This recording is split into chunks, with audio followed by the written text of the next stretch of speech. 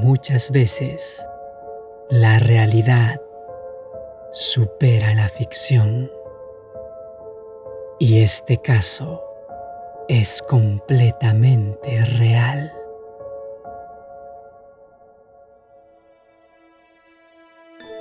El fuerte clamor presenta un viaje a lo sobrenatural. La verdadera historia de Roger Murnau. Capítulo 9. Estudiando en tiempo prestado.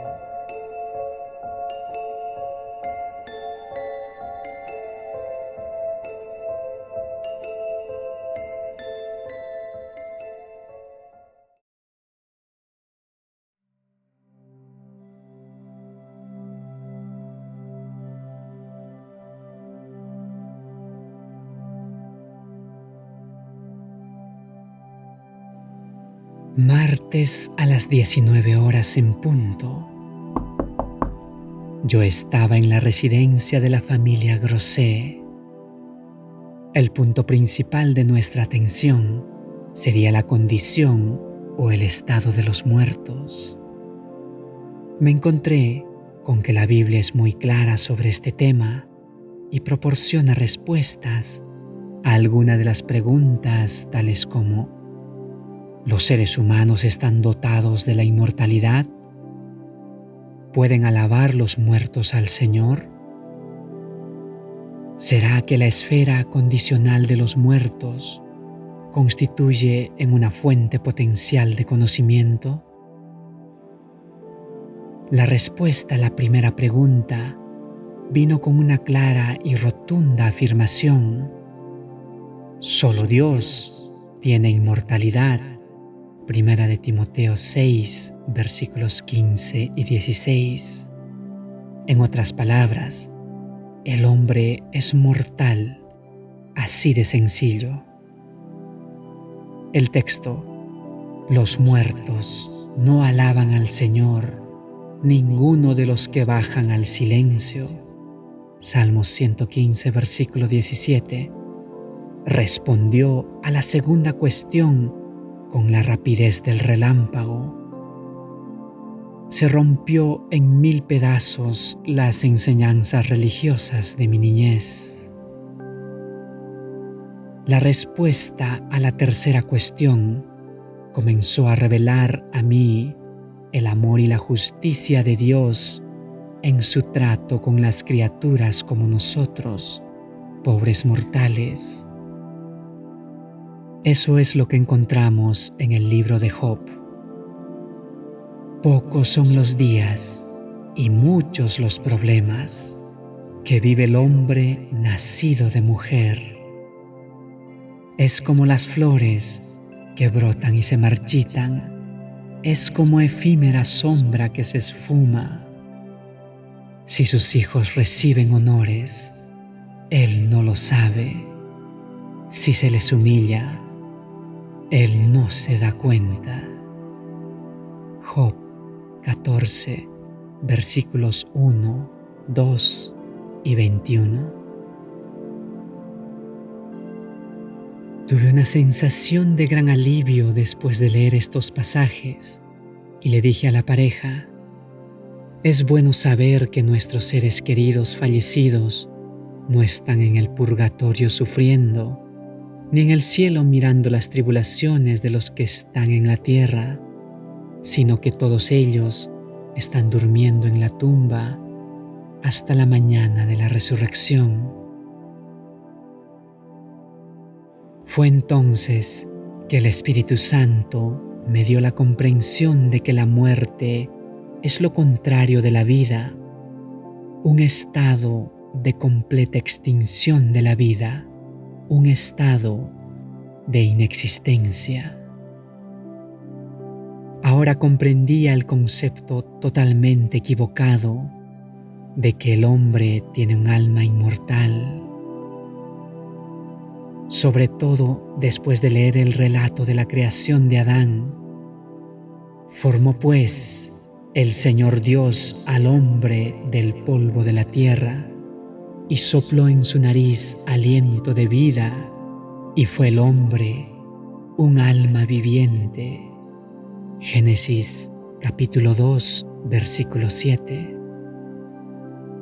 Entendí claramente que el aliento de vida es el medio a través del cual Él vivifica y sustenta nuestra estructura física, y es a través de Él que late el corazón, la sangre fluye, los pulmones se expanden y los miembros se mueven.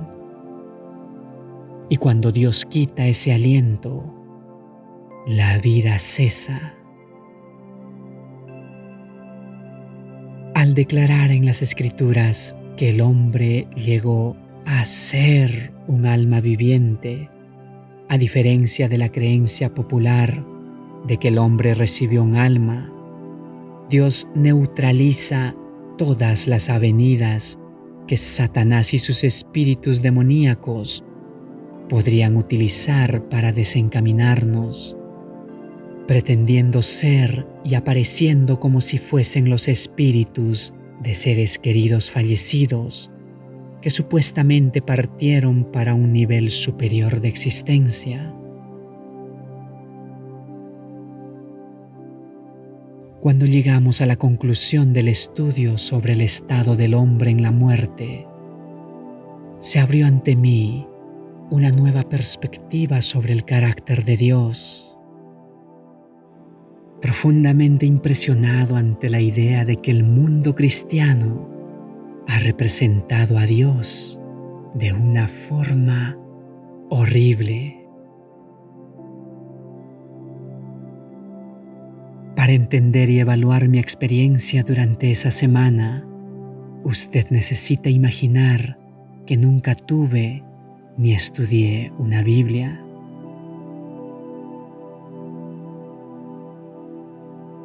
La alegría de la vida no es real donde, una vez que aprendes algo bueno para disfrutarlo, llega a la mente la idea de que mañana la muerte podría poner punto final a todo. Uno queda frente a frente con la eternidad, pero ¿eternidad de qué? Los otros no lo saben, solo yo. Entonces, un día, de una manera muy inesperada, te encuentras con alguien con un libro en sus manos, escrito por el dador de la vida. Todas las preguntas que atormentaron tu mente durante años ahora reciben una explicación inteligente y mucho más.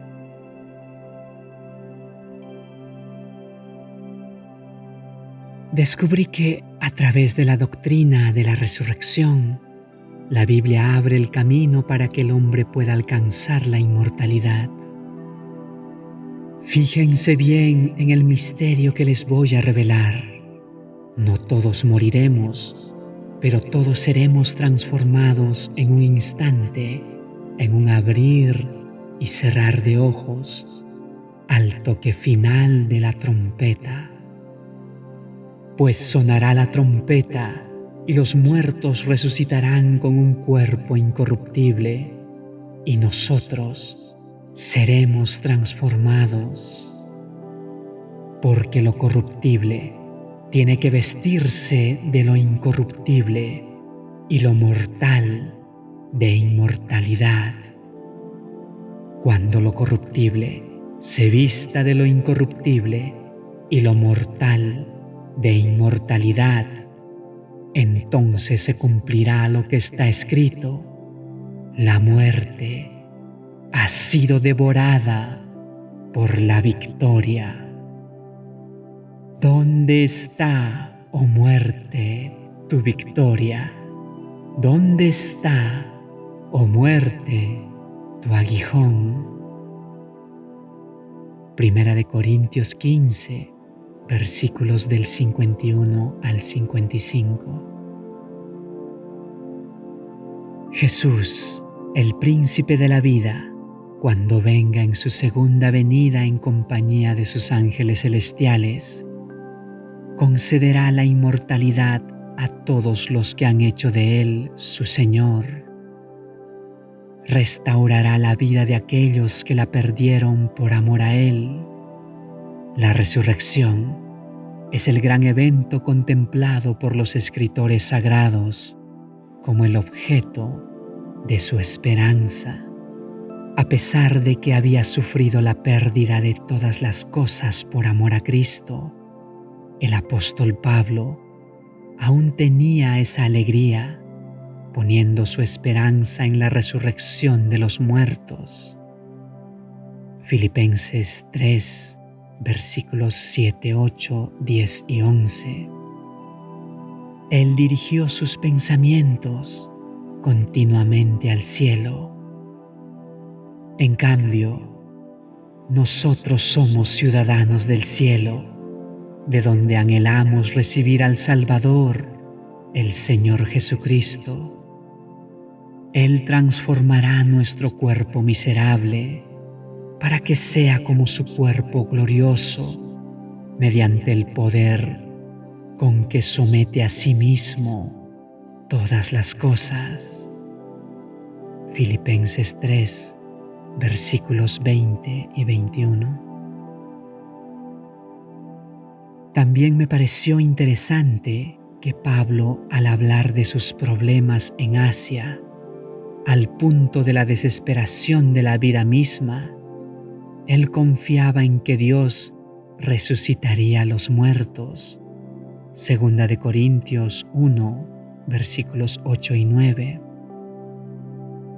Dijo que no esperaba encontrar al Señor en el momento de su muerte, como enseña la teología moderna, sino que pone su esperanza en la resurrección.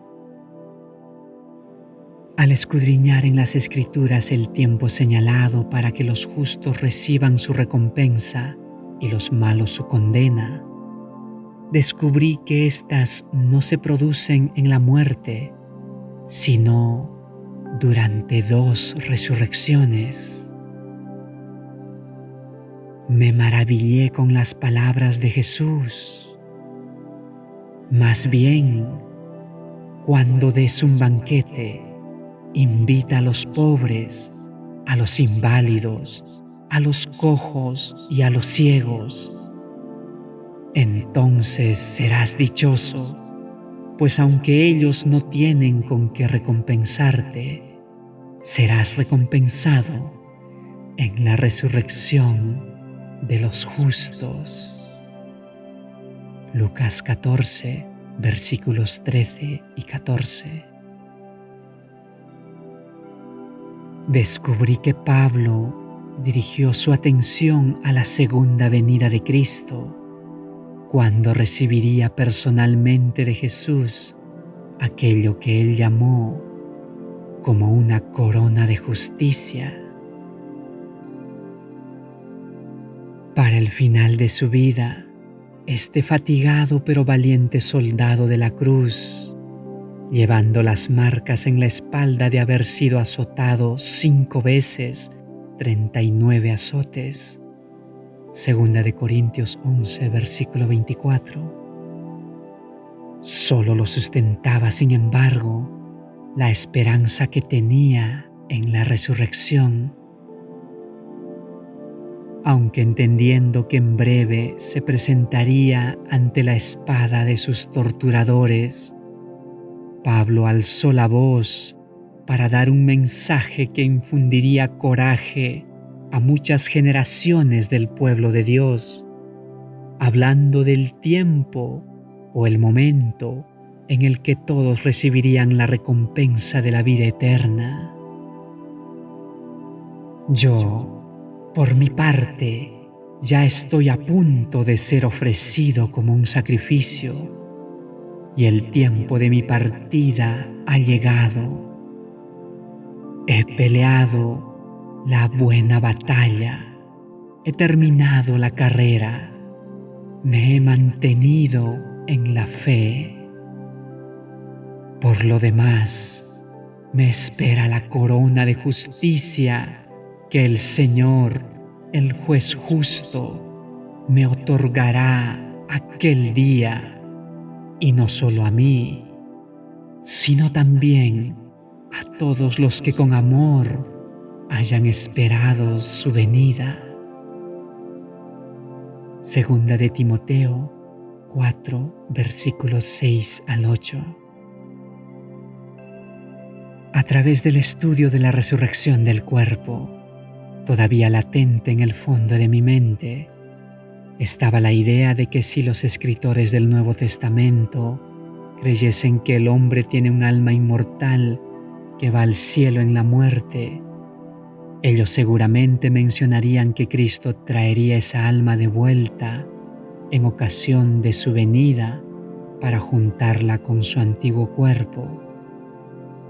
No encontré esta idea en ningún lugar, pero he encontrado muchos pasajes de las Escrituras que prueban lo contrario. Por ejemplo, en el capítulo 15 de Primera de Corintios, Pablo habla mucho sobre los justos muertos y la resurrección. Habla en repetidas ocasiones que la gente que duerme se despertará cuando Jesús regrese. El último punto de mi descubrimiento, de hecho, uno de los más impresionantes sobre el tema de la resurrección, se encuentra en la epístola a los Hebreos. El 11º capítulo habla de la fe del pueblo de Dios a través de varias épocas, citando sus pruebas y dificultades, su coraje y esperanza en la resurrección y la vida eterna, y cómo fueron sostenidos por la fe frente a la muerte misma. Otros, en cambio, fueron muertos a golpes, pues para alcanzar una mejor resurrección no aceptaron que los pusieran en libertad. Otros sufrieron la prueba de burlas y azotes, e incluso de cadenas y cárceles. Fueron apedreados, aserrados por la mitad, asesinados a filo de espada. Anduvieron fugitivos de aquí para allá, cubiertos de pieles de oveja y de cabra, pasando necesidades, afligidos y maltratados. El mundo no merecía gente así. Anduvieron sin rumbo por desiertos y montañas, por cuevas y cavernas. Aunque todos obtuvieron un testimonio favorable mediante la fe, ninguno de ellos vio el cumplimiento de la promesa. Esto sucedió para que ellos no llegaran a la meta sin nosotros, pues Dios nos había preparado algo mejor. Hebreos 11, versículos 35 al 40. Si yo tan solamente pudiera tener esa linda esperanza de la resurrección y de la vida eterna y vivir de acuerdo con ella, pensé. Es cuando algo sacudió todo aquel entusiasmo que estaba creciendo en mi mente. ¡Qué tontería! Pensar que Dios me perdonaría el odio que había alimentado durante tanto tiempo contra Él. No. Él nunca me perdonaría. Era mejor sacar de mi cabeza esa esperanza de la vida eterna. Es más, me había asociado con los espíritus. Dios nunca me perdonaría. Olvídalo, Morneau, es demasiado tarde.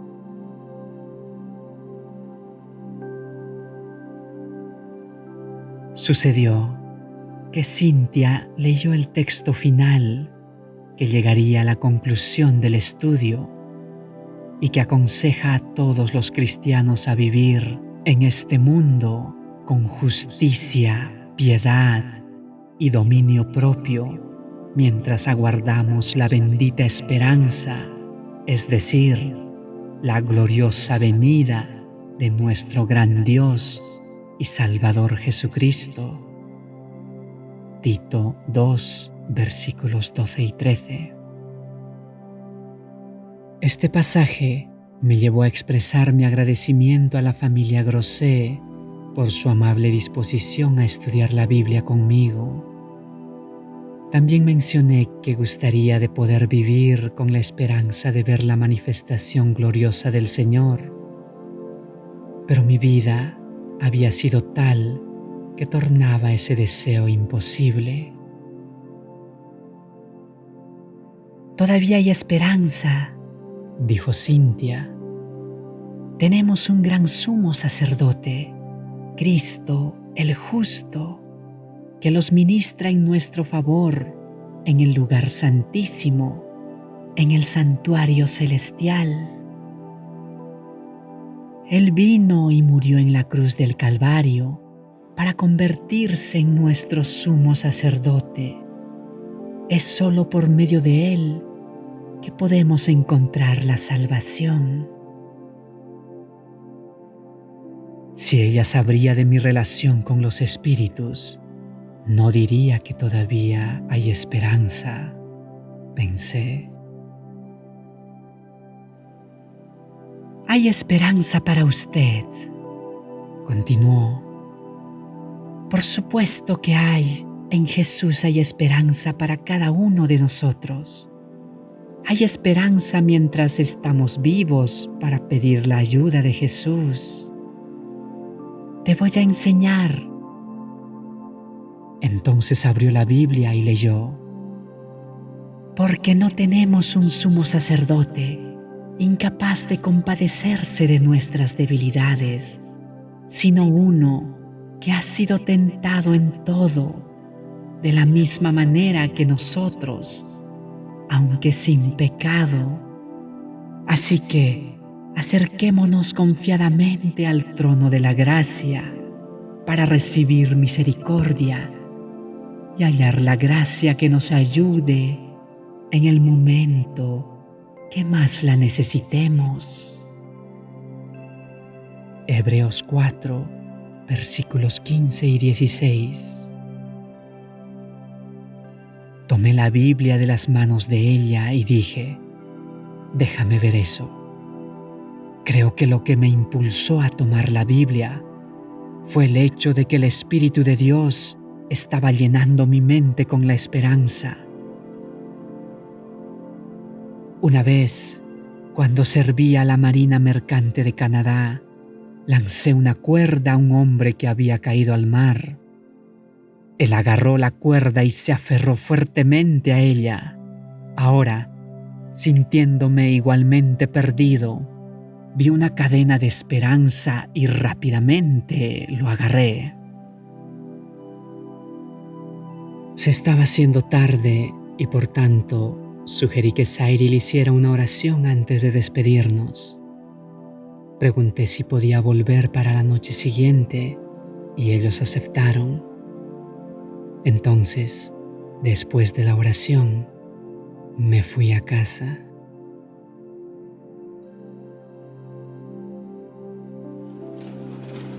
Mientras me conducía a casa en el interior del tranvía, con las ruedas chirriando, las puertas abriendo y cerrándose ruidosamente, los pasajeros entrando y saliendo y el conductor anunciando los nombres de las próximas calles, miraba por la ventana con los ojos fijos en el pavimento. Mis pensamientos se centraron totalmente en lo que Cynthia me había dicho. Todavía podía oír el eco de sus palabras. «Existe esperanza para usted.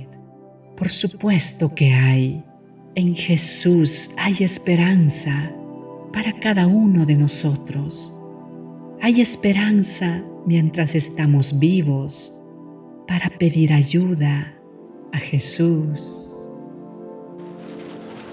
Entonces una voz parecía susurrar en mi oído, diciéndome que hay esperanza para personas desesperadas e indignas, hasta incluso para adoradores de espíritus.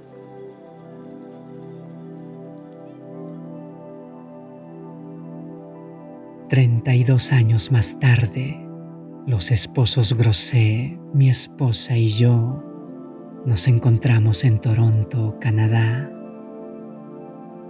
Poco después de mi experiencia de conversión, ellos se habían trasladado a los Estados Unidos y desde entonces nunca más los había visto.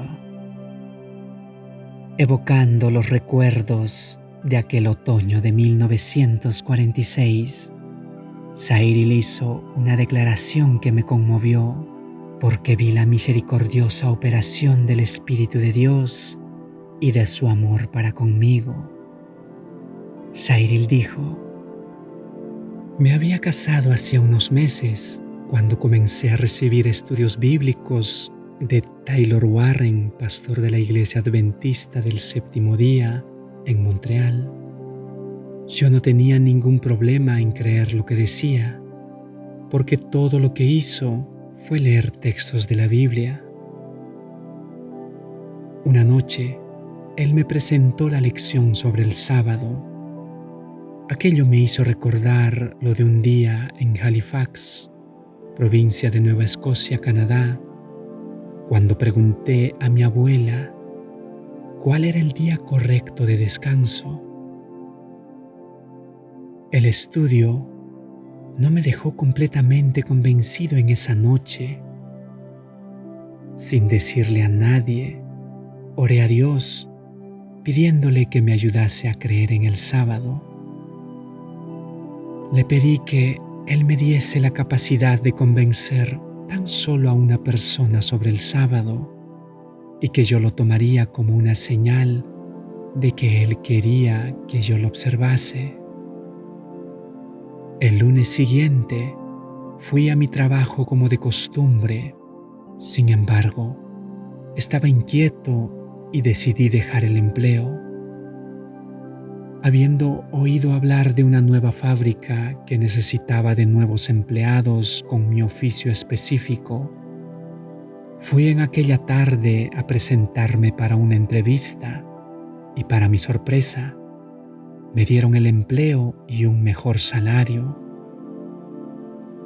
Luego volví a mi antiguo lugar de trabajo y di el aviso requerido por ley.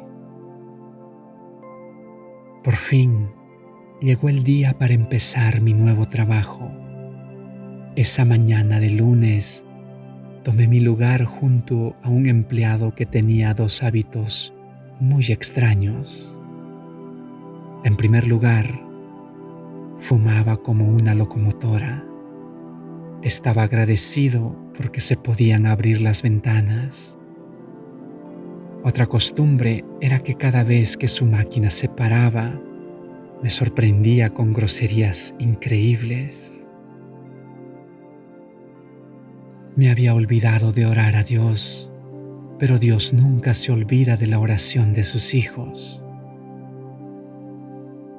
No podía imaginar que aquel joven con quien trabajaba al lado pediría, incluso exigiría, que yo estudiase la Biblia con él a partir de esa noche. Yo no sabía de los graves problemas que afectaban la vida de Roger Morneau mientras trabajaba con su máquina en aquella mañana en Montreal, Canadá.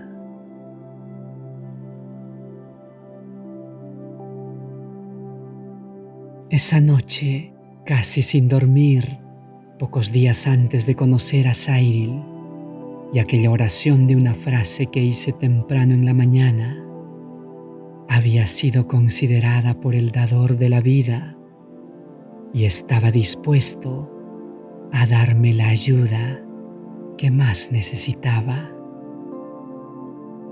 Cuando Cyril oró a Dios hablando de su necesidad de incentivo para guardar el sábado, y de su deseo de compartirlo con alguien, el Todopoderoso respondió con estas palabras: tengo exactamente la persona para ti.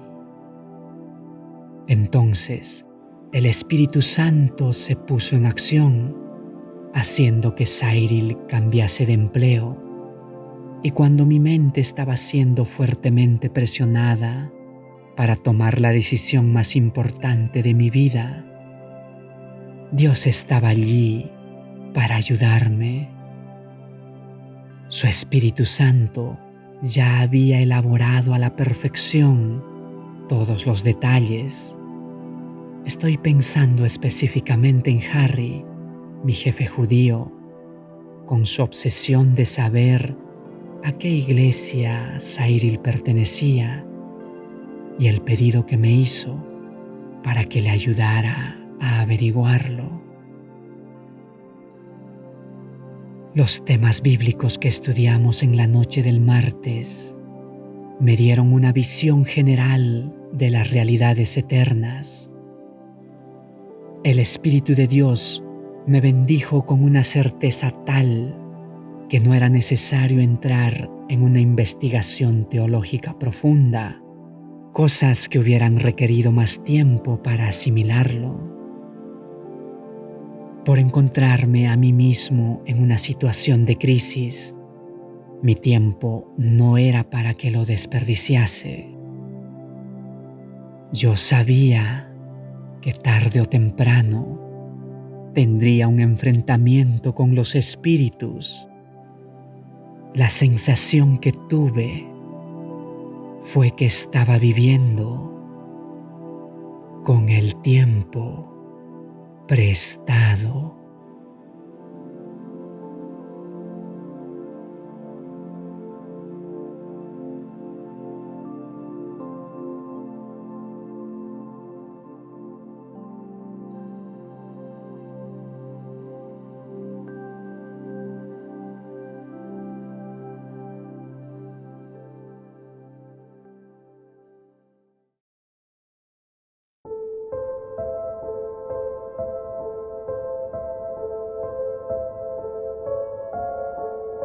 Muchas gracias por tu atención.